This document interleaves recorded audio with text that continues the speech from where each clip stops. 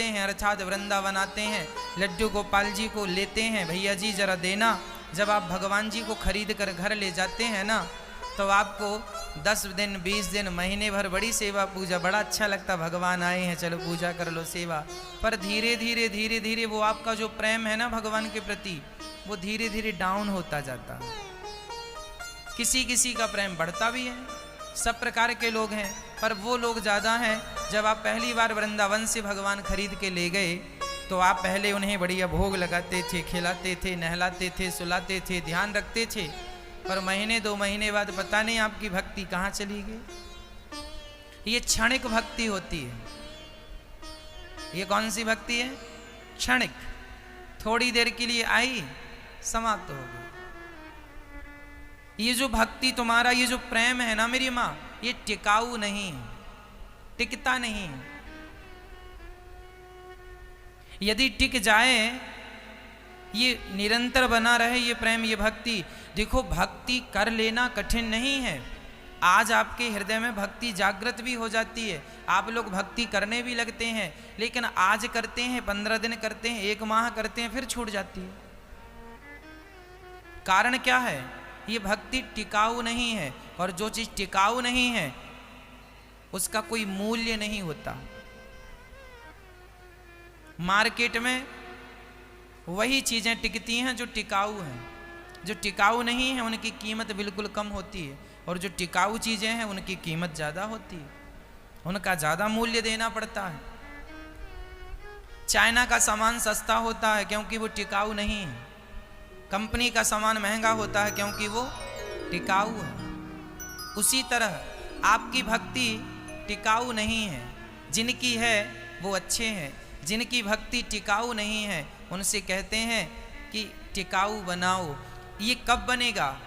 ये क्यों हो जाता है? आज आप भक्ति ज़्यादा करते हैं, कल बिल्कुल कम, ये क्यों? इसका कारण है, आप सत्संग छोड़ देंगे तो अपने आप आपकी भक्ति खत्म हो जाएगी।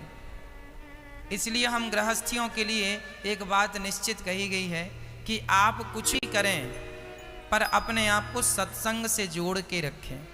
ज़्यादा ना सही, थोड़ा सही, थोड़ा ना सही तो और थोड़ा, पर रोज सत्संग करें। सत्संग रोज मिलेगा आपको तो आपकी भक्ति जो समाप्त हो गई वो खत्म नहीं होगी, बनी रहेगी, और वो घटते क्रम में नहीं होगी, वह बढ़ते क्रम में होगी। आपकी भक्ति कहाँ से शुरू होती है? 100 से, और फिर उल्टा चलती है 100, 99, 98, 97, 96, 95, 94, उल्टा। कहाँ से शुरू होती है? शुरू में 10 माला जप लिया, दूसरे दिन 9, तीसरे दिन 8, चौथे दिन 5, और 10वें दिन सो ही रहे। उल्टी है तुम्हारी भक्ति, अर्थात घटते क्रम में है। इसे बढ़ते क्रम में बनाना है तो कैसे करना पड़ेगा? एक घड़ी आधे घड़ी, आधे के पुनिया, तुलसी चर्चा राम की, हरहि कोटि अपराध। ज़्यादा ना सही तो थोड़ी ही सही मेरी माँ, पर हमें सत्संग रोज करना चाहिए। कितना करना चाहिए? थोड़ा थोड़ा, भले 10 मिनट का सत्संग करो, भगवान की चर्चा होगी, कथाएं होंगी, तो भगवान से जो प्रेम है वो बना रहेगा। और सत्संग छोड़ दीजिए, अपने आप आपकी भक्ति खत्म हो जाएगी। अच्छा एक बात बताओ, एक घड़ा है, उस घड़े में 9 छेद हैं, 9 छेद वाले घड़े में पानी भरना है, बताओ कैसे भरेंगे? कोई उपाय है आपके पास? एक घड़ा है, ऊपर से लेके नीचे तक 9 छेद हैं, उस 9 छेद वाले घड़े में पानी भरना है, कैसे भरेंगे बताओ? छेदों को आप बंद कर नहीं सकते, बंद कर नहीं सकते हो, पानी भरना है, बताओ कैसे भरेंगे? कोई उपाय हो तो बताओ जल्दी, है कोई उपाय? लगाओ अपना दिमाग। मैया जी है कोई उपाय? क्या उपाय है बताओ? ऊपर से पानी डालते हैं, नीचे से निकल जाता है। बहुत ज्यादा पानी डालते हैं, 9 छेद हैं, कहीं ना कहीं से निकल जाता है। उस 9 छेद वाले घड़े में यदि पानी भरना है तो एक ही उपाय है। क्या? उसे पानी में डुबा दो। पानी में, जब पानी में डूब जाएगा तो फिर उससे पानी निकलेगा ही नहीं, निकलेगा। एक ही उपाय। उसी तरह हमारा शरीर घड़ा है और हमारे शरीर में भी 9 छेद हैं। हमारे शरीर में कितने छिद्र होते हैं? 9 द्वारे पुरे देही। हमारे शरीर में 9 दरवाजे हैं। 2 दरवाजा आंख, ये देखो छेद ही तो है। 2 आंख, 2 ये नाक का छेद, 4 हो गए। 2 कान, 6 हो गए। 1 मुंह, 7 हो गए, ये भी छेद है। और 2 गुप्त द्वार, मूत्र द्वार और मल द्वार, मल मूत्र के द्वार, टोटल 9। ये 9 छेद का घड़ा है। अब इस घड़े में आप सत्संग का पानी भरते तो हैं, पर ज्यों भरते हैं टपक जाता है, गिर जाता है, निकल जाता है।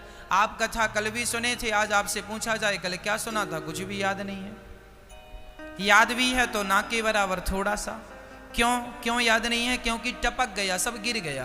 क्योंकि छेद है घड़े में, बार बार गिर जाता है। फिर क्या करना है? बोले इस शरीर रूपी घड़े में यदि सत्संग का जल भरना है तो एक ही उपाय है।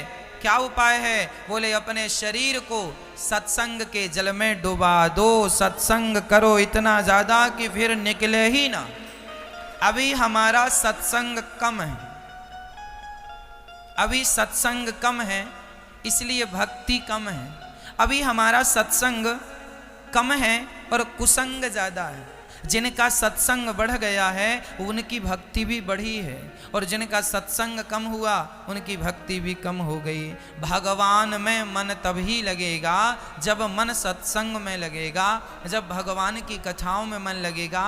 इसलिए या तो भगवान की कथाएं सुना करिए, या तो रामचरितमानस पढ़ा करिए, श्रीमद् भगवत गीता पढ़ा करिए, श्री भागवत जी पढ़ा करिए अपने घर पे, अपने अच्छे अच्छे ग्रंथों को पढ़ा करिए, पढ़िए, सत्संग करिए। फिर देखिए आपकी भक्ति कितनी बढ़िया होती है।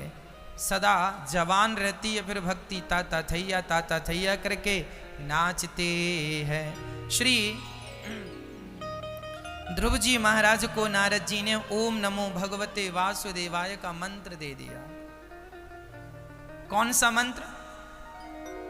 ओम नमो भगवते वासुदेवाय। जाप करो बेटा। ध्रुव जी ने जब जाप किया, 5 माह तक निरंतर जाप किया। कुछ खा लेते तो कभी कुछ ना खाते।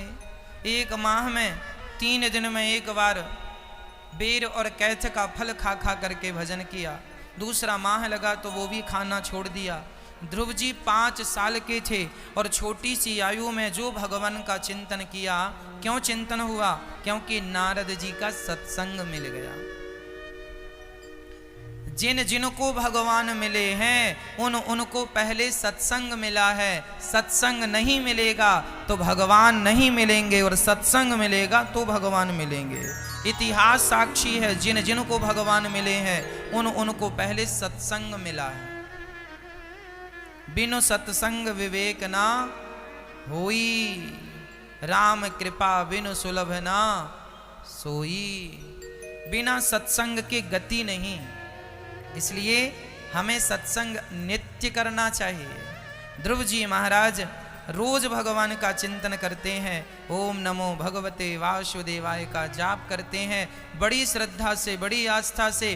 खाने पीने में ध्यान नहीं है, केवल भगवान के चिंतन में ध्यान है। भगवान के चरणों में अब प्रेम, धीरे धीरे उन चरणों से प्रेम हो गया है, और अब तो आंखें खोलने का मन ही नहीं करता। एक बात बताएं मैया जी,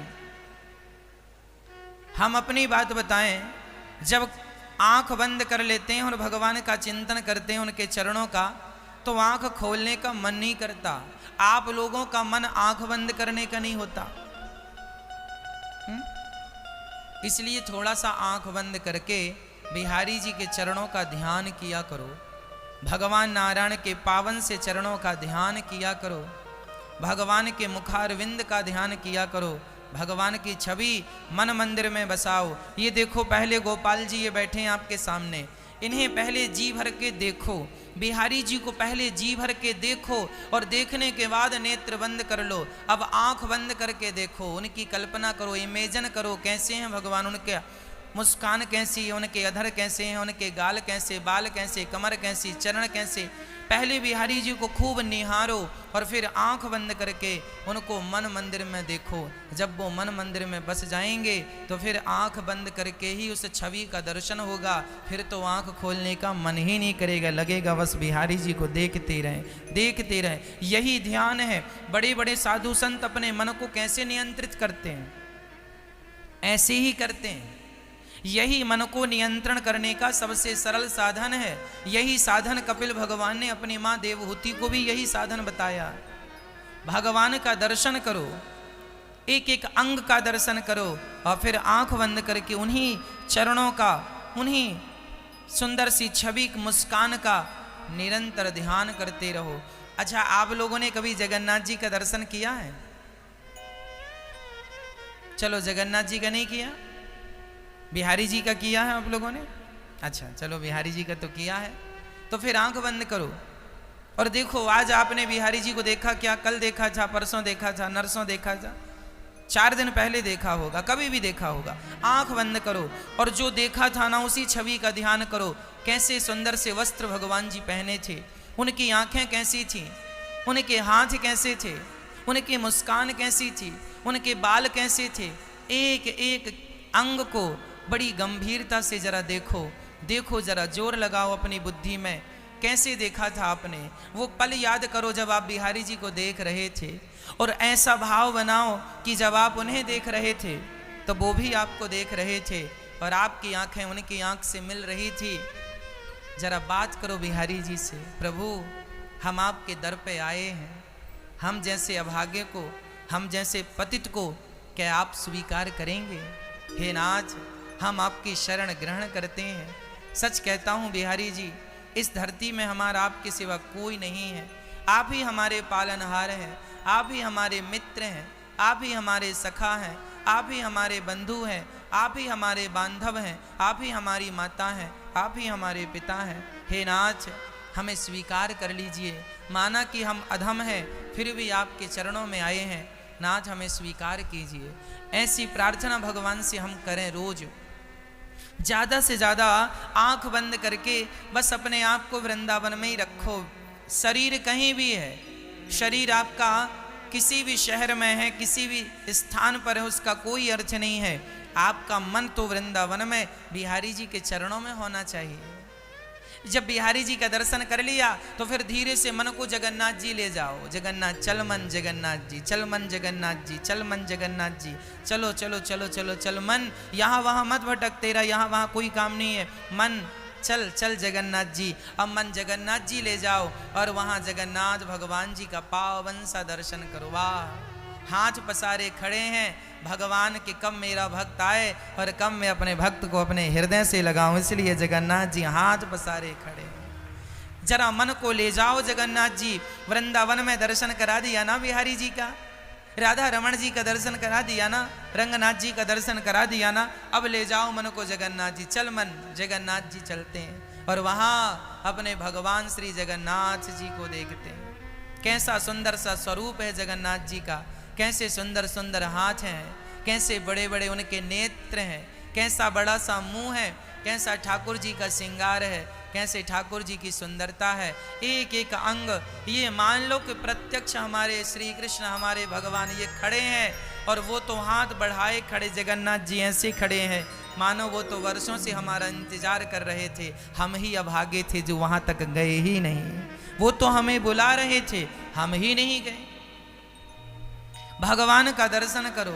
इसके बाद फिर भी समय है आपके पास तो फिर जगन्नाथ जी का दर्शन कर लिया वहाँ का प्रसाद खा लिया, बढ़िया, वहाँ भात मिलता है, खाजा मिलता है, खाजा खा लिया, प्रसाद खा लिया, खूब पेट भर के खाओ, मन से भाव से खा रहे हैं, खूब बढ़िया दाल चावल खाओ, जगन्नाथ जी के भात को खाओ, खूब बढ़िया मिष्ठान खाओ। और समय है ना, चलो जरा हम द्वारिका चलते हैं, चलो जरा द्वारिका चलते हैं, चल मन द्वारिका, चल मन द्वारिका, चल चल चल चल चल, बैठ ट्रेन में, चल फ्लाइट से चलते हैं फास्ट। वो मन को ले गए द्वारिका, द्वारिका जी में उतर गए और अब बड़े प्रेम से हम द्वारिका जी के चरणों में गए। सुंदर सा ध्वज का, मंदिर का दर्शन कर रहे हैं, ध्वज का दर्शन कर रहे हैं, ध्वजा का।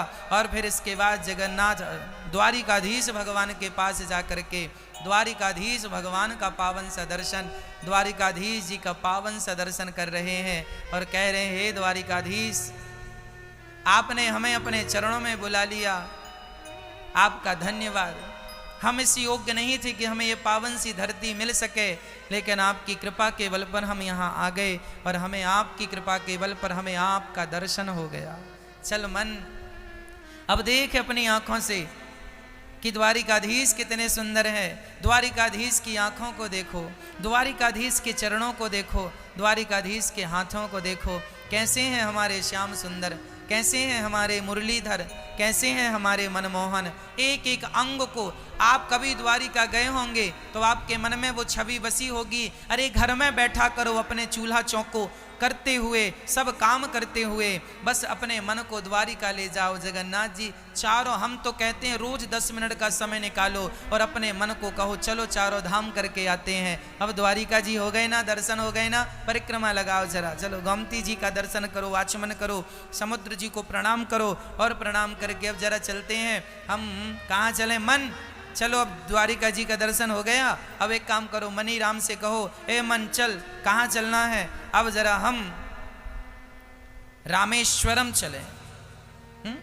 रामेश्वरम, अच्छा, वहाँ राम जी का दर्शन कर लें, शंकर जी का दर्शन कर लें, चलो राम सेतु का दर्शन करेंगे। जिस सेतु पर चल के हमारे राम जी पैदल चल कर गए, उस सेतु का दर्शन करेंगे। अब मन चल, चल मन चल, फ्लाइट में चलेगा, चल यूं चले मन को लेके और सीधा राम सेतु पहुंच गए और बढ़िया राम जी का पावन सा स्मरण कर रहे हैं। यहाँ मेरे राम जी बैठे थे, यहाँ मेरे शिव जी का पूजन हुआ था, यहाँ राम जी खड़े थे और सेतु से प्रार्थना कर रहे थे, हमें स्थान दे दो, नहीं दिया तो बाण यहाँ निकाले और यहाँ सेतु बना। ऐसे हमारे राम जी यहाँ से चल कर गए। उस सेतु को अपने मस्तक से लगाओ, वहाँ की रज अपने मस्तक पे रखो और राम सेतु का पावन दर्शन करो, रामेश्वरम भगवान का दर्शन करो। वहाँ शिव जी का दर्शन करते समय अपने राम की आकृति बना लो, कैसे मेरे राम ने यहाँ बैठकर भगवान का पूजन किया। अब राम सेतु का पावन सा दर्शन हुआ, भगवान राम जी का दर्शन हुआ, शिव जी का दर्शन हुआ। अब चलते हैं उत्तर दिशा की ओर, चलो दक्षिण से सीधा उत्तर, बद्रीनाथ जी चलते हैं, चलो ए मन चल, वहाँ से सीधा फ्लाइट पकड़, ये फ्लाइट में बैठा और सीधा मन को ले गए बद्रीनाथ जी और वहाँ बद्री विशाल जी का पावन सा दर्शन। वहाँ हमारे भगवान बैठे हुए हैं, उद्धव जी बैठे हुए हैं, श्याम सुंदर, ये देखो ये बद्रीनाथ जी आ गए। एक ही जगह पर बैठे बैठे मन को, आप कहते हो महाराज जी हमारा मन बहुत भटकता है, तो और अच्छा है, भटकता है तो इसको चारों धाम 10-10 बार करवाओ, चल बहुत भटकता 10 बार कर, चल बहुत भटकता भटक और मैं तेरे को भटकाता हूं, दूर दूर भटकाओ, इसको ले जाओ। राम जी का, श्याम सुंदर का दर्शन, भगवान नारायण का दर्शन कराओ। यहाँ पर भगवान नारायण विराजमान है, नर नारायण के रूप में यहाँ भगवान विराजमान है। ये देखो ये हमारे उत्तरांचल में, उत्तर दिशा में ये भगवान उपस्थित हैं। इसके बाद फिर भी मन भटक रहा है आपका, अच्छा चल तेरे को आज विठ्ठल भगवान जी का दर्शन कराए, लो चल पंढरपुर चल, ए मन चल सब छोड़, विठ्ठल विठ्ठल विठ्ठला पांडुरंग विठ्ठला, विठ्ठल विठ्ठल विठ्ठला पांडुरंग विठ्ठला। पैदल ले जाओ, वहां सब जगह फ्लाइट से ले गए, पंढरपुर जी का दर्शन, चल पैदल चल मन, पैदल चल, कहाँ पांडुरंग ठाकुर जी का दर्शन करने चल। विठ्ठोबा, विठ्ठल भगवान कमर में हाथ रख के खड़े हैं, ऐसे अपने भक्तों का इंतजार कर रहे हैं, कब आओगे कब आओगे कब आओगे कब आओगे। विठ्ठल भगवान का दर्शन करो। उसके बाद भी मन भटक रहा है ना तुम्हारा, तो फिर इनको ले जाओ, तिरुपति बालाजी का दर्शन कराओ। बालाजी का दर्शन बालाजी प्रत्यक्ष भगवान नारायण प्रत्यक्ष रूप में खड़े हैं। तिरुपति बालाजी के बाल आज भी बढ़ते हैं, आपको पता है? उनकी पीठ गीली रहती है। ये चमत्कार, जिनको चमत्कार देखना है उनके लिए चमत्कार है। जो चमत्कार देखकर यकीन करते हैं ना भगवान पर, उनके लिए चमत्कार भी उपस्थित है। फिर भी मन भटके तो रंगनाथ जी ले जाना, चल रंगनाथ जी के दर्शन करके आते। तो मैया जी आप लोगों का मन भटके तो अपने मन से भगवान का दर्शन करना। फिर क्या होगा? ये जो मन है ना, इसे खाली छोड़ दो, ये परेशान करता है। आप लोग खाली रहते हैं ना तो आप लोग कुछ उल्टे सीधे काम करने लगते हैं, गुस्सा करने लगते हैं, आपका स्वभाव चिड़चिड़ा भरा हो जाता है। आपको बच्चों पे गुस्सा आने लगता, किसी पे गुस्सा, क्यों? क्योंकि आप खाली हैं, कोई काम नहीं है। इसलिए अपने आप को बिजी रखो, बिजी रखो। मन को भगवान के चरणों में बांध के रखो। भगवान के चरणों में ना एक डोरी बांधो। गाय को आप बांधते हो ना, खूंटे से बांधते हो। मैया जी गाय को खूंटे से बांधते हो ना, और खूंटे से गाय बंध जाए तो फिर भागती नहीं है, खूंटे से बैल बंध जाए तो फिर भागता नहीं है। इसलिए हम आपसे कहते हैं कि बिहारी जी के चरणों में एक रस्सी बांधो और वो रस्सी अपने गले में बांध लो। अर्थात तुम भी बिहारी जी के पांव को खूंटा समझ लो और हम सब बिहारी जी के चरणों से बंध जाएं, भगवान के चरणों से बंध जाएं। फिर कहां जाएंगे?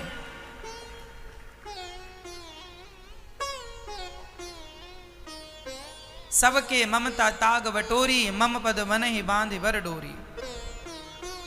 सबकी डोर परिवार की, पुत्र की, सबकी ममता की डोर भगवान के चरणों से बांध दो। और ध्रुव जी महाराज ने सबका त्याग करके केवल मन भगवान में लगाया। 5 माह पूरे हुए थे, प्रणव साध लिया, प्राणायाम साध कर ओम का उच्चारण किया, पांव के अंगुष्ठा के बल पर खड़े हो गए।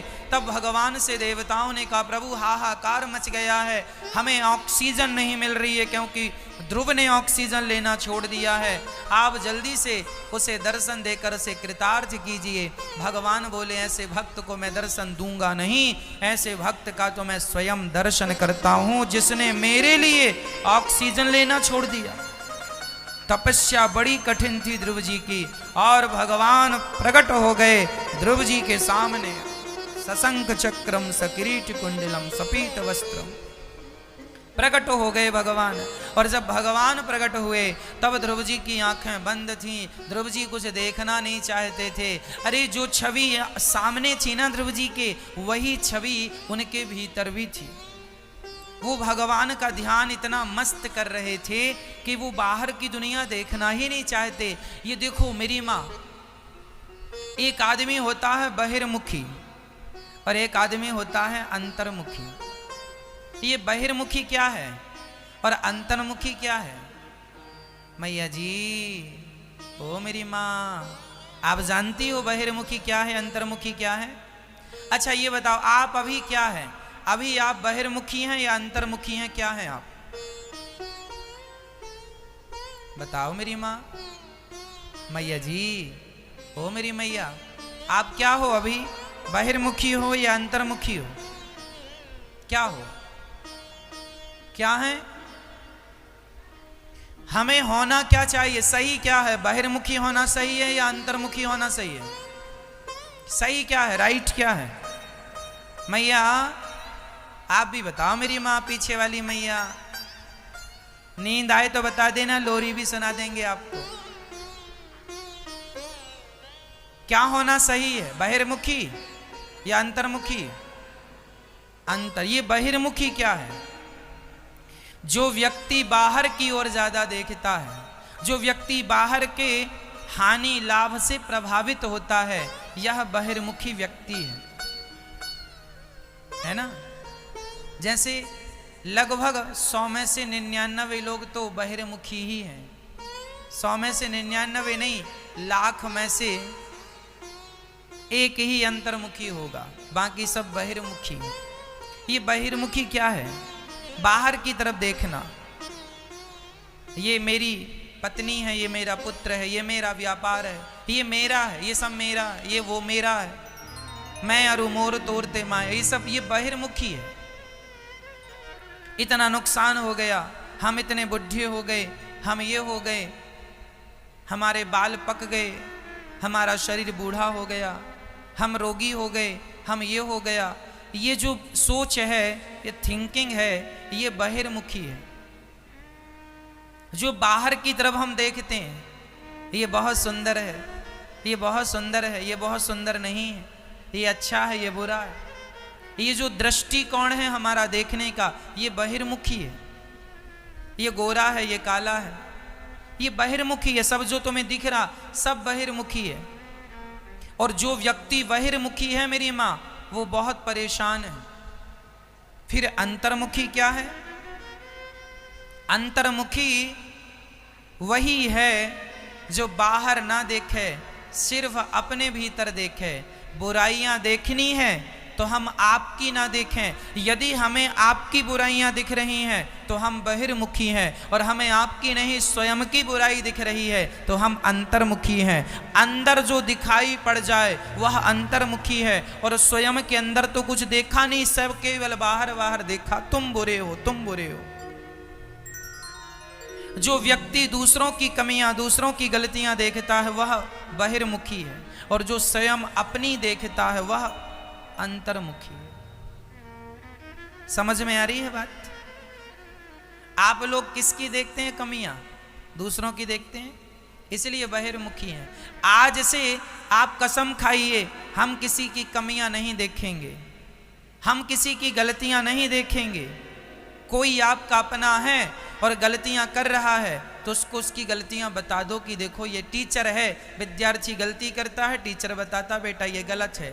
वो इसलिए बताता है ताकि सुधर जाए, पर हम उसके, अब वो ना सुधारे, चलो 2 बार बताओ, 10 बार बताओ, पर हम बार बार उसे बताएं वो सुने ना, तो फिर बताना ही छोड़ देना चाहिए।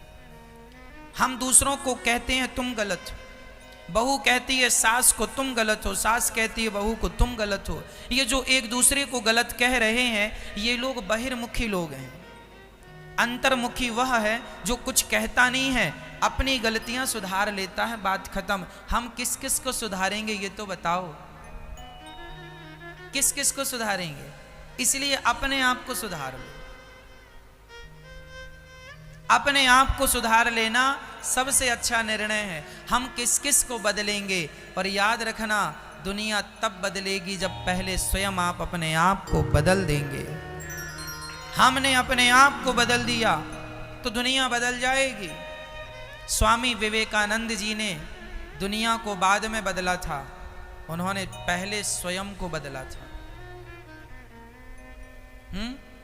स्वयं का रहन सहन, खान पान उन्होंने चेंज किया। जब उन्होंने अपने आप को बदला तो उन्होंने सारी दुनिया को बदलने की ताकत रखी। वही लोग इतिहास रचते हैं मेरी मां, जो स्वयं को बदल लेते हैं। इसलिए अंतर्मुखी होना जरूरी है। बाहिर्मुखी तो हम ऑलरेडी हैं। बाहिर्मुखी क्या है? बाहिर्मुखी यही तो है, ये पैसा मेरा है, ये पत्नी मेरी है, ये पुत्र मेरा है, ये बहिर्मुखी है। अंतर्मुखी क्या है? बोले ये पैसा, ये पत्नी मेरी नहीं, ये तो सब भगवान की है, संपत्ति सब रघुपति के आहे। यही अंतर्मुखी है। एक छोटी सी सोच बदल देने से सब बदल जाता है। क्या बदल देना? सोच बदल देना, है ना?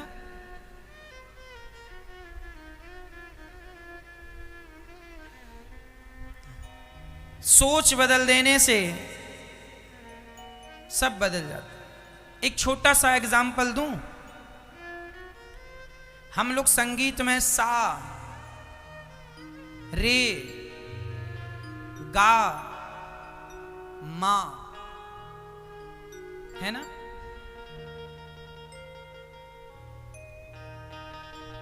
हम लोग संगीत में क्या बोलते हैं? सा, रे, गा,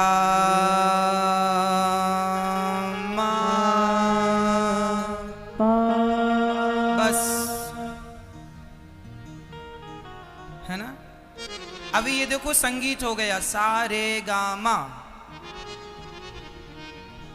सारे गामा। अब जरा इसका अर्थ हम बदल दें, अर्थ बदल देते हैं, सारे गम। क्या हो गया?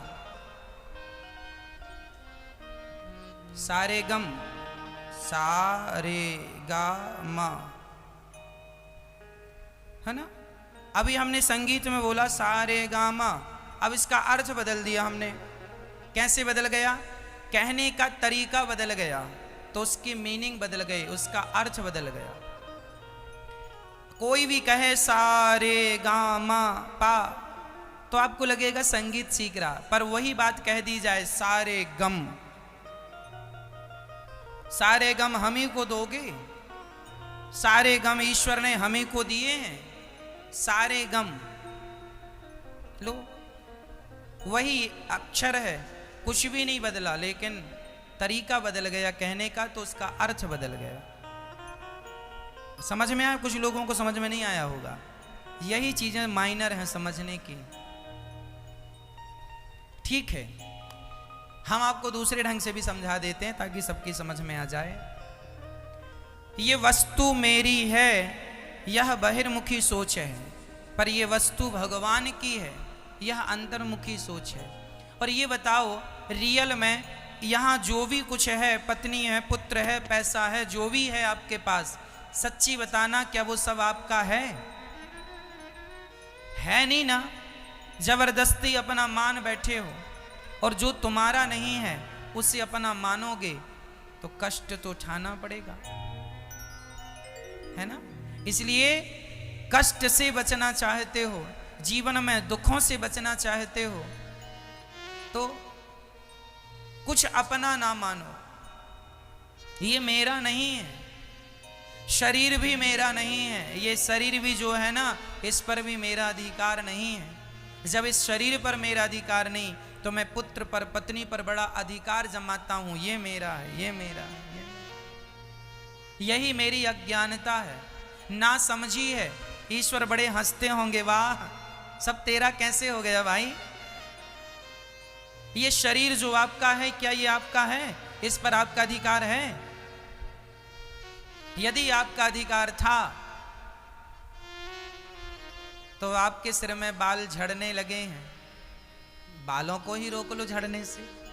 तुम्हारा है तो रोक लो।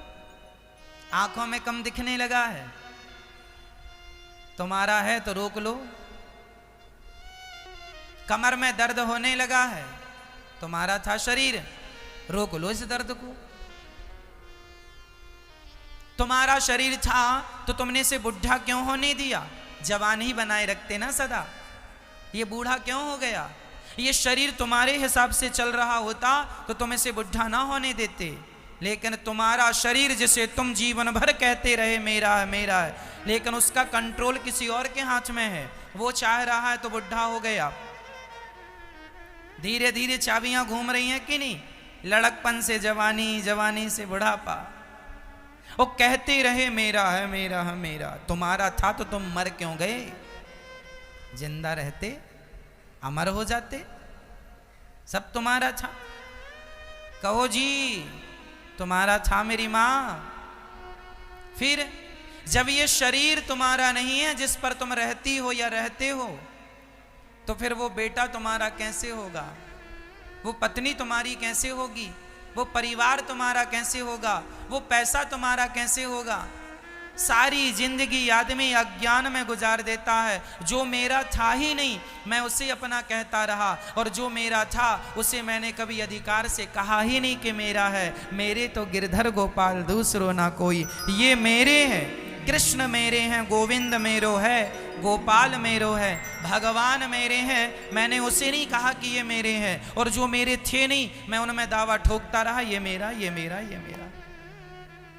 यही तुम्हारे दुख का कारण है। जो तुम्हारा है ही नहीं उसे अपना बनाओगे तो दुख तो उठाना पड़ेगा। बता दो मेरी माँ, इसलिए कहा करता हूं शरीर पर भी इतना मोह ममता ना रखना।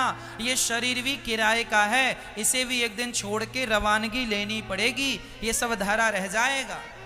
तुम्हारी दौलत तो छोड़ दो, तुम्हारा शरीर धरा रह जाएगा। पता नहीं फिर भी लोग झगड़ा कर लेते हैं, ये मेरा है मेरा। तेरा बाप भी यही कहता था ये मेरा है, वो भी खाली हाथ ही गए। तेरे दादा भी कहते थे ये मेरा है, वो भी खाली हाथ गए, तू भी कह रहा मेरा है। ये अज्ञान तुम्हारा परंपरागत चला आ रहा है, ये अज्ञान तुम्हारा मिटा ही नहीं। बाप दादों से तुम्हारा अज्ञान चला आ रहा है, तुम्हारा मोह चला आ रहा है। इसीलिए कहता हूं इस मोह की कड़ी को काट दो, इस अज्ञानता को काट दो और ज्ञानी हो जाओ। आद्य शंकराचार्य जी कहते हैं जन्म और मृत्यु के चक्र से बचना है तो भज गोविंदम गोविंदम भज। मूढ़ मते, है मूढ़, है अज्ञानी, तू कब भगवान की शरण में आएगा?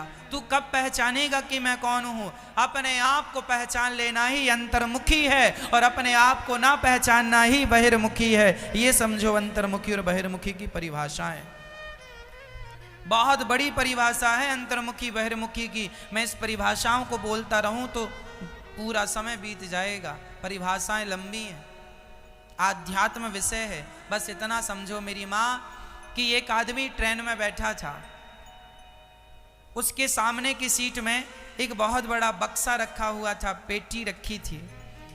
ट्रेन V4 स्टेशन में पहुंच गई, सारे यात्री उतर गए पर ये आदमी उतरा नहीं।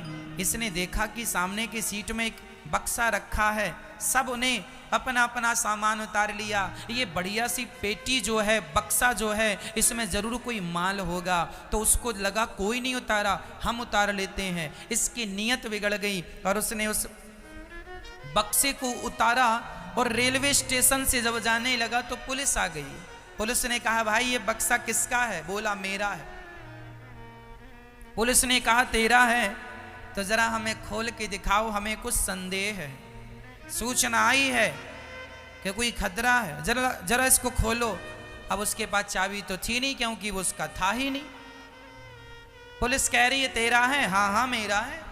चाबी कहाँ? बोले चाबी चोर ले गए, ट्रेन में चोरी हो गई। अच्छा देखो खुद ने चोरी की और कह रहा चोरी हो गई। पुलिस ने ताला तोड़ा और जब ताला तोड़ा तो क्या मिला? उस बक्से के अंदर मरा हुआ आदमी, उसके कटे हुए अंग पड़े थे। अब पुलिस ने जो लाठियां बरसाई, तेरा? अब कहता मेरा नहीं है, मेरा नहीं है, नहीं मेरा नहीं था, वो बक्सा पड़ा था, मैं उठा लिया। पुलिस ने कहा झूठ बोलता, और दिया। जेल जाना पड़ा, उम्र कैद की सजा मिल गई। कौन मानेगा कि तेरा नहीं? अभी कह रहा था मेरा है, अभी कह रहा था मेरा है। उसमें लाश थी, हाथ पांव कटे आदमी के उस बक्से में था। क्या जरूरत थी? सब उतर गए थे, तू भी उतर जाता ना। बड़ा होशियार बन रहा है, उठा लिया बक्सा, कहता मेरा है। अब जेल जाना पड़ा, उम्र कैद की सजा मिल गई, सारी संपत्ति जब्त कर ली गई, मर्डर केस लग गया। फिर क्या हुआ? वही हालत हम सबकी है। जैसे वो बक्सा उसका था क्या? जवाब आप दो, क्या वो बक्सा उसका था? नहीं, नहीं था, फिर भी कहता है ना मेरा है। ऐसे ही तुम लोग भी कहते हो ये घर, ये पत्नी, ये पुत्र, ये परिवार, ये शरीर, ये तुम्हारा है नहीं, पर सारी जिंदगी तो यही गाना गाते हो मेरा है,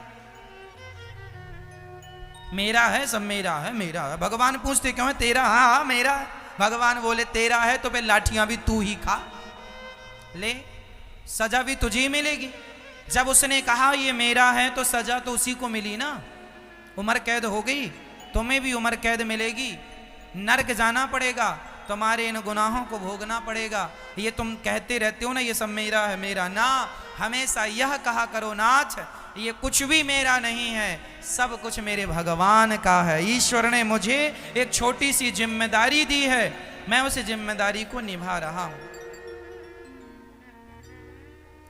किसी होटल का आपको मैनेजर बना दिया जाए तो वो होटल आपकी नहीं है, लेकिन जब आप मैनेजर बनेंगे तो आप उस होटल की देख रेख सारी आप करवाएंगे, झाड़ू पोंछा, उसका लेखा जोखा, कितना नुकसान कितना फायदा, सब कुछ आप करवाएंगे।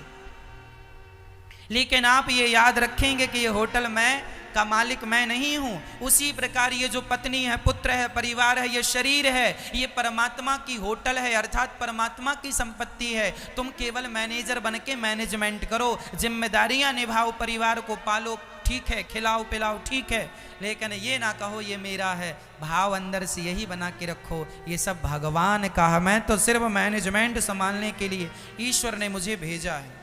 सब कुछ काम पूरा करो, फैक्ट्री चलाओ, दुकान चलाओ, पैसा बहुत कमाओ, लेकिन सब कुछ करते हुए भाव यही रहे कि ये सब कुछ भगवान का है। किसका है मेरी माँ? संपत्ति सब रघुपति के आही, फायदा हुआ तो भगवान का और नुकसान हुआ तो भगवान का। हमारा कुछ था ही नहीं, हमने तो अपना माना ही नहीं, ना हमने फायदे को अपना माना, ना नुकसान को अपना माना। भगवान तो प्रभु से प्रार्थना करो, नाथ जैसे जैसे आप कराते चलोगे वैसे वैसे मैं करता चलूंगा, ये सब आपका है।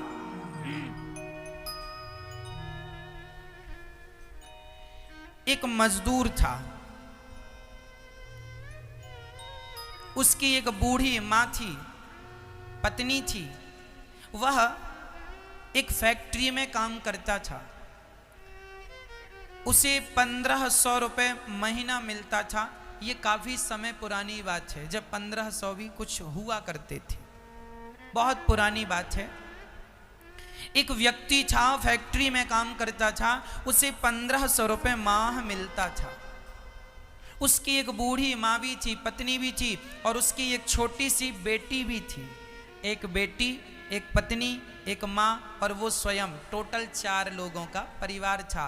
1500 मिलता था, वो बहुत खुश रहता था और बड़े प्रेम से अपनी माँ की सेवा करता, पत्नी का ख्याल रखता, बेटी थी, बेटी के लिए कपड़े, उसका ख्याल रखता और काम करता।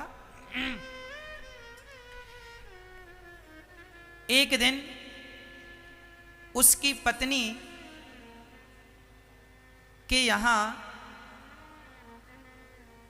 बेटा हुआ, अर्थात वो फिर से पिता बन गया। अभी बेटी थी, साल 2 साल 3 साल बाद उसकी पत्नी को फिर बेटा हुआ।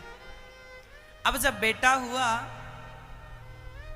तो वो बड़ा प्रसन्न था, बेटा आया, खुश था। तभी अचानक उसका मालिक सोचा कि ये ईमानदार आदमी है, 1500 रुपये इसको मिलता है, चलो मैं इसको 20 अर्थात 2000 रुपये देता हूं। उसने तनख्वाह बढ़ा दी और अपने आप उसे 1500 की जगह अब महीने का 2000 मिलने लगा। वो रोज प्रसन्नता से काम करता, लेकिन पैसा बढ़ने से उसने अपने मालिक का धन्यवाद नहीं दिया। उसने अपने मालिक का धन्यवाद नहीं दिया। नहीं तो कुछ लोग कहते हैं वाह आपने पेमेंट हमारी बढ़ा दी, हमारी तनख्वाह बढ़ा दी, तो हम धन्यवाद आपका, हमारी तनख्वाह आपने बढ़ा दी। उसने कोई धन्यवाद नहीं दिया, काम करता रहा ईमानदारी से। 1 माह गुजर गया, 2 माह गुजर गया।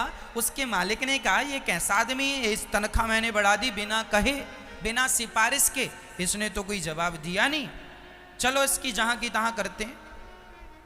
उसने फिर 1500 कर दिया, इसने कुछ बोला नहीं, थैंक यू भी नहीं बोला। तो उसके मालिक ने फिर 1500 कर दिया और वो आदमी 1500 में भी प्रसन्न अपना काम करे। 2000 पेमेंट हो गई तो भी खुश था, 1500 थी तो भी खुश, और अब फिर 1500 हो गई तो भी खुश खुश, आनंद आनंद। एक दिन उसके मालिक ने बुलाया, तू यहाँ ये बता, तेरी मैंने 2000 पेमेंट की तो तू प्रसन्न नहीं होया, और मैंने तेरी 1500 कर दी, तू दुखी नहीं हुआ, तू शिकायत नहीं करता कभी? उस आदमी ने कहा साहब मैं आपसे क्या शिकायत करूं, मेरा पालनहार तो भगवान है, मैं उसके भरोसे रहता हूं। और आपने जब 2000 पेमेंट की थी ना, तो आपने नहीं की, मेरे भगवान ने आपसे करवाया था। क्यों? क्योंकि हम लोग 4 लोग थे, 5वां मेहमान आ गया, तो 5वां आया तो खर्चा बढ़ गया, तो भगवान को लगा कि खर्चा बढ़ गया, इसकी पेमेंट बढ़वानी चाहिए, क्योंकि चिंता तो हमारी उसी को है ना। तो बेटा आया, नया मेहमान आया, बच्चा आया, तो उसके खर्चे तो कुछ हो ही जाते हैं दवाई से लेके। तो ये 500 आपने बढ़ाए, वो इसलिए क्योंकि बच्चा आया हमारे यहाँ, नया मेहमान, हम पिता बन गए हैं। बेटी थी अब बेटा हो गया। अच्छा, तो फिर तो मैंने 1500 कर दिया ना 2 महीने बाद। हाँ, आपने 2 महीने बाद 1500 कर दिया, क्योंकि अभी तक मेरी बूढ़ी माँ थी, अभी 15 दिन पहले मेरी बूढ़ी माँ का देहांत हो गया, तो 4 के 4 रह गए, तो 1500 में गुजारा हो जाता।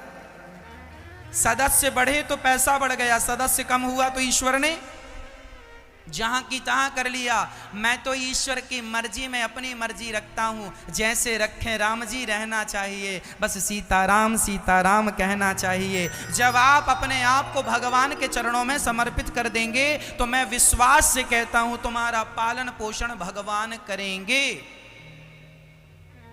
पैसा दिलाने वाले, रोटी दिलाने वाले, रोटी में अपनी मेहनत से नहीं खाता मेरी माँ, भगवान की कृपा होती है तो मैं रोटी खाता हूं अपनी मेहनत से। तो यदि कोई कहे मैं अपनी मेहनत की रोटी खाता हूं, तो कई बार ना आपकी मेहनत करने के बाद भी आप खा नहीं पाते, किसी टेंशन के कारण, किसी कारणवश खा नहीं पाते। हम अपने मेहनत की नहीं खाते मेरी माँ, हम तो भगवान की कृपा की खाते हैं। और विधाता से यही प्रार्थना करते हैं कि प्रभु सदा हम अपने आप को आपके चरणों में समर्पित करके रखें। हमारा परिवार, हम, ये सब आपका ही है। हम तो सिर्फ नौकर बन के एक नौकरी कर रहे हैं आपकी, हम तो आपके नौकर हैं, हम तो भगवान के नौकर हैं। जैसे वो रखना चाहें, वो 2000 दें तो हम प्रसन्न हैं, 1500 दें तो हम प्रसन्न हैं। अरे वो भूखा सुलाएं, हमारे घर में आज चूल्हा जलेगा कि नहीं ये मुझे नहीं पता, पर मेरे कन्हैया को पता है कि आज चूल्हा जलेगा कि नहीं। आज मैं खाऊंगा कि नहीं मुझे नहीं पता, लेकिन मेरे भगवान को पता है कि आज मैं खाऊंगा कि नहीं खाऊंगा। सबके पालनहार कौन है मेरी माँ? कहते हैं भाग्य से ज्यादा और समय से पहले ना किसी को मिला था, ना मिला है, ना मिलेगा। सब अपने अपने भाग्य का खाते हैं, इसलिए सदा भगवान के भरोसे रहा करो। ध्रुव जी महाराज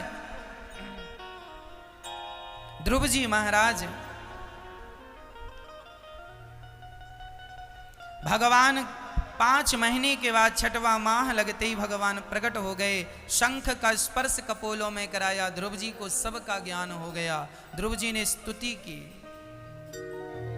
योऽन्तः प्रविश्य मम वाचमिमां प्रसुप्तां संजीवयत्यखिल शक्तिधरः स्वधाम्ना अन्यास्तहस्तचरणश्रवणत्वगादीन् प्राणान्नमो भगवते पुरुषाय तुभ्यम्।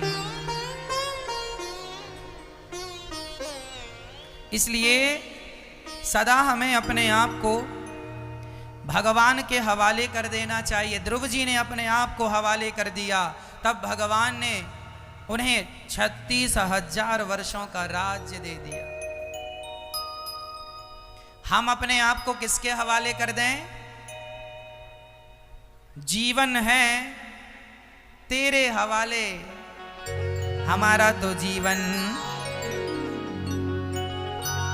ये जीवन है तेरे हवाले मुरलिया वाले, जीवन है तेरे हवाले मुरलिया वाले। हम कठपुतली ते हाथ की, हम कठपुतली तेरे हाथ की, चाहे तो जैसे नचा ले तेरे हाथ की। हम तो भगवान के हाथों की, हम तो कठपुतली हैं। और भगवान चाहे तो जैसे न चाले मुरलिया वाले।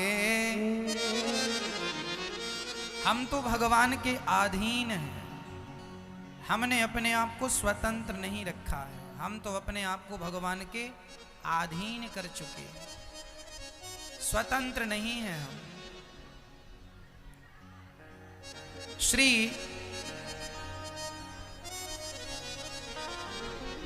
ध्रुव जी महाराज ने राज सत्ता संभाली, वर्षों बाद उनके भाइयों को यक्षों ने मार दिया, जिसके कारण ध्रुव जी यक्षों को मारने चले गए, उनके भाई उत्तम को मार दिया। प्रश्न ये खड़ा हुआ, ध्रुव जी भगवत प्राप्त व्यक्ति थे, फिर उनका मन ऐसे क्यों बिगड़ गया, वो भी मारा मारी में उतर आए, क्यों? क्योंकि सत्संग छूट गया। सत्संग छूट जाने के कारण उनके अंदर भी ईर्ष्या द्वेष उत्पन्न हो गया और उन्होंने मारना काटना शुरू कर दिया ध्रुव जी ने। परंतु मनु जी के समझाने पर उन्होंने ये हिंसा का मार्ग त्याग कर पुनः परमात्मा की ओर मन लगाया और उन्होंने भगवान में जब पूर्ण रूप से मन लगाया, सुंदर सा विमान आया, गंगा स्नान करके वो विमान के ऊपर मृत्यु के सिर पर पांव रख के चढ़ के चले गए। आज भी ध्रुव तारा बन के चमक रहे हैं। बोलिए ध्रुव जी महाराज की, भक्त वत्सल भगवान की।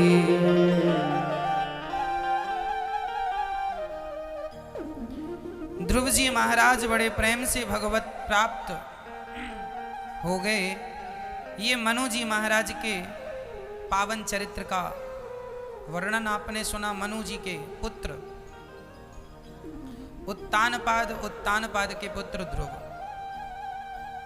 इन्हीं के वंश में भगवान पृथु हुए, जिन्होंने पृथ्वी का दोहन किया।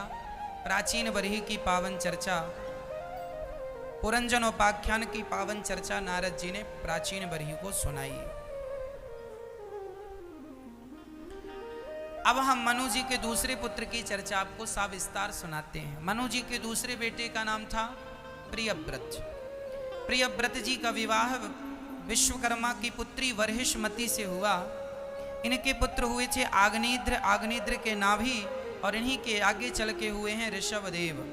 ऋषभदेव जी के 100 पुत्र थे, सबसे बड़े का नाम था भरत। ऋषभदेव जी ने तो आत्मकल्याण कर लिया। सबसे बड़े पुत्र सब सत्ता त्याग कर आप श्री गंडकी के तट पर गए और आप सब छोड़ के गए थे कि मेरा मन ना भटके, मेरा मन ना भटके। पर ध्रुव जी का भरत जी का मन एक मृग में लग जाने से उनकी गति बिगड़ गई। मैया जी आपसे सिर्फ इतनी प्रार्थना है कि आप लोग अपने मरने के समय अपने मन को संभाल करके रखना। भरत जी बड़े प्रेम से भगवान का भजन कर रहे थे, तभी उनका मन एक मृग वहां से पानी में बहता हुआ जा रहा था, उसे बचाकर कुटिया पर ले आए। देखो जान बचाना बुरा नहीं था, पर भरत जी उसमें आसक्त हो गए, मेरा मृग मेरा मृग मेरा मृग। और अंत में अंते यामति सागति, अंत में उनकी मति मृग में लग गई, मेरा मृग में, और वो मृग का चिंतन करते करते मर गए। जब उनका जन्म हुआ तो मृग योनि में जन्म हुआ। जो मरते समय जिसका चिंतन करेगा उसको उसी रूप में आना पड़ेगा। आप लोग मरते समय किसका चिंतन करना चाहोगे? मैया जी किसका चिंतन? आप जितनी स्त्रियां हैं ना, आप लोग पिछले जन्म में पुरुष थे, पर जब आप मरे ना पिछले जन्म में, तो आप अपनी पत्नियों का चिंतन, मेरी पत्नी का क्या होगा, पत्नी का, तो खुद पत्नी बनी बैठी हो। अब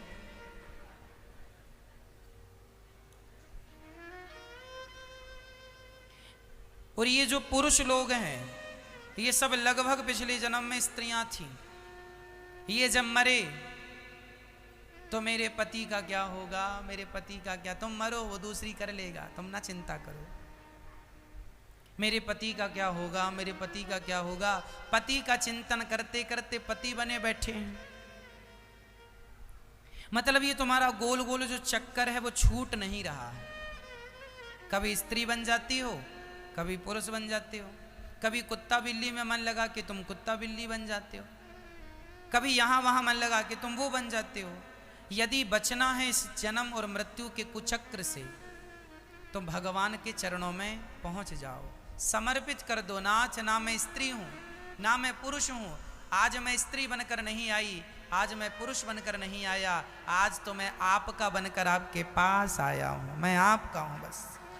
जैसे मर्जी आपकी आप रखो, मैं आपका हूँ। जब समर्पण होगा तो भगवान बचा लेंगे इस गोल गोल चक्र से। नहीं, ये जो तुम्हारा चक्र है ना मेरी माँ, जन्म और मृत्यु का, ये करोड़ों बार आप लोग जन्म ले चुके हो, करोड़ों बार मर चुके हैं, एक दो बार नहीं। ये जो तुम्हारा शरीर है ना, एक दो बार का नहीं है, करोड़ों बार मिल चुका है तुम्हें। तुम करोड़ों बार, तुम्हारी इस दुनिया में करोड़ों बच्चे हैं। कभी बंदर बन के बच्चे पैदा करते रहे, कभी स्त्री बन के कर रहे हो, कभी भालू बन के पैदा कर रहे थे। सारी योनियों में तुमने बच्चे पैदा किए हैं। सारी जिंदगी, सारा चक्र यही है। इससे बचना चाहते हो तो केवल भगवान का आश्रय लीजिए। केवल भगवान ही इस रोग से, भव रोग से बचा सकते हैं। मीराबाई कहती है, हैरी मैं तो प्रेम दीवानी, मेरो दर्द न जाने कोई, मैं दर्द की मारी बन बन डोलूं, वैद मिले नहीं कोई। किसी ने कहा, मीरा ये तेरा वैद कैसा है बता, मैं वैद्य को बुलाऊं, तेरा दर्द कहाँ है। तब मीरा बोली, ये जन्म मृत्यु का भव रोग का ही तो दर्द है। भव का दर्द, भव का दर्द मतलब जन्म और मृत्यु का दर्द। पुनरपि जननम पुनरपि मरणम, जन्मत मरत दुसह दुख होई। यह जो दुख है जन्म और मृत्यु का, यही तो दर्दनाक है, यही तो असहनीय है। इसी से बचना है। एक उपाय है केवल, मीरा कहती है, दुख तब दूर होगा, मेरा रोग तब दूर होगा, जब वैद्य सांवरिया होए, जब स्वयं सांवरिया वैद्य बन के आए और वो मेरी नब्ज को पकड़े, तब जाकर के मेरा ये रोग मिटे, नहीं तो मिट नहीं सकता। सियाराम ही उपाय, सियाराम ही उपेय। बीमारी भी वही है, इलाज भी वही है। भरत जी जैसे ज्ञानी चक्कर में पड़ गए, मृग का चिंतन करते मरे, मृग बन के आ गए। जब इतने बड़े ज्ञानी की ये हालत है तो हम जैसे तुच्छ प्राणियों के साथ पता नहीं क्या होगा। ऐसे महापुरुष की ये स्थिति है तो हम जैसे तुच्छ मानवीय मनुष्यों की क्या गति होगी। इसलिए कहा करता हूँ, जितने जल्दी हो सके अपने मन को भगवान में लगा दो, पता नहीं कब मर जाएं। आज ही हमने किसी में मन लगाया और मर गए तो वो बन के आना पड़ेगा, ये सारा कुछ बेकार। बच्चा साल भर लापरवाही करे पढ़ने में, पर एग्जाम के समय यदि मन लगा के पढ़ ले तो पास हो जाता है, नंबर भी अच्छे आ जाते हैं। साल भर वो भले मस्ती कर ले, साल भर आनाकानी कर ले पढ़ने में, पर एग्जाम के महीने भर पहले से भी यदि पढ़ने बैठ जाए और तरीके से पढ़ जाए तो वो अच्छी डिवीजन लेके आ जाता है। हाँ या ना? उसी तरह तुमने जीवन में बड़ी लापरवाहियां की, सब चलेगी, पर मरते समय तुम लापरवाही ना करना। मरने के समय मतलब तुम्हारा एग्जाम, मरते समय तुम्हारा मन जैसा होगा तुम्हारी गति वैसी होगी। इसलिए हमारे यहाँ संत जन गाते हैं कि इतना तो करना स्वामी, जब प्राण तन से निकले, गोविंद नाम लेकर मेरे प्राण तन से निकले। आप लोग मरने के पहले सावधान हो जाना। जब आप लोग मरना ना तो बड़ी तैयारी से मरना। आप लोगों ने अपने मरने की कोई प्लानिंग की कि नहीं? अरे राम राम राम राम। घर बनवाया प्लानिंग से, बच्चे पैदा किए प्लानिंग से, पर मरना बस नहीं है प्लानिंग से। ऐसे ही मर जाएंगे कुत्ता बिल्ली की तरह। लोग कहते ना कुत्ते की मौत मरा, कहीं ये तुम पे ना जुड़ जाए कि तुम कुत्ते की मौत मरे। कबीरदास जी कहते हैं, कबीरा जब पैदा भये जग हंसे हम रोए, अब करनी ऐसी कर चलो कि हम हंसे जग रोए। यही उत्तम कोटि का मरना है। अरे अच्छे से जी ना सके तो कम से कम अच्छे से मर तो जाओ, अच्छे से जीना भी सीख लो। और अच्छे से मरना भी सीख लो। अच्छे से मरना क्या है? मरने के पहले तुम्हारे मन की सारी उथल पुथल मिट जाए और मन गोविंद के चरणों में लग जाए। और जिस दिन तुम मरो उस दिन भी भगवान का चिंतन करो, भगवान के नाम की माला जपो, भगवान का नाम लेते लेते श्री कृष्ण श्री कृष्ण श्री कृष्ण कहते कहते प्राण निकल जाएं। यही उत्तम कोटि का मरना है। जो भगवान का नाम लेके मरते हैं उनके लिए निश्चित भगवान का परम पद प्राप्त होता है। और जो भगवान को भूल कर संसार को याद करते हैं, एक आदमी मर रहे थे और डॉक्टर ने कहा बस 2 घंटे बाद मर जाएंगे, बस खत्म होने वाले हैं। अब रोने लगे बुढ़ऊ, हे भगवान मैं तो गया, वही सुनो मेरा नाती कहाँ, बुलाओ नाती। लो 2 घंटे बाद मर रहा, नाती को देखेगा। नाती पोता कहाँ है, मेरा पोता बुलाओ, बेटा कहाँ, बेटी को, सबको बुलाओ।